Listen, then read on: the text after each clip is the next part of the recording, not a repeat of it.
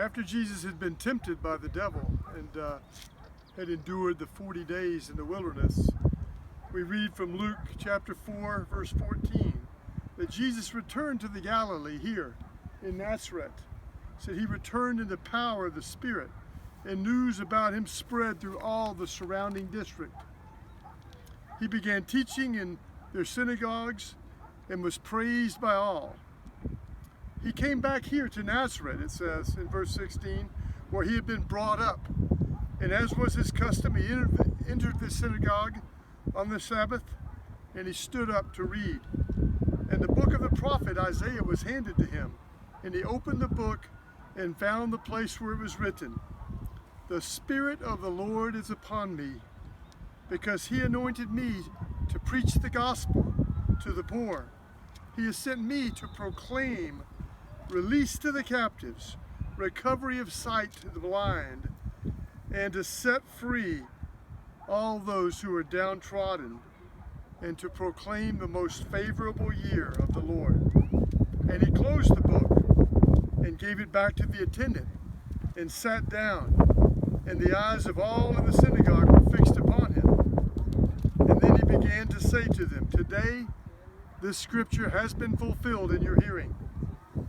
And all were speaking well of him and wondering at the gracious words which were falling from his lips. And they were saying, "Is this not Joseph's son?" And he said to them, "No doubt you will quote the proverb to me, 'Physician, heal thyself.' Whatever we heard was done in Capernaum, do here in your own hometown as well." But then he said, "Truly I say to you, no prophet is welcome in his own hometown.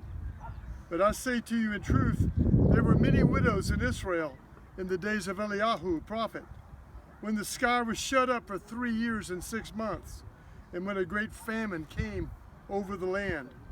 And yet Elijah was sent to none of them, but only to Zarephath in the land of Sidon, a woman who was a widow. And there were many lepers in Israel in that time, the time of Elisha the prophet. And none of them was cleansed, but only Naaman the Syrian. And all in the synagogue then were filled with rage as they heard these things. And they rose up and cast him out of the city, and led him here to this place, to the brow of the hill, which we now call Mount Precipice. Their intent was to throw him down the cliff.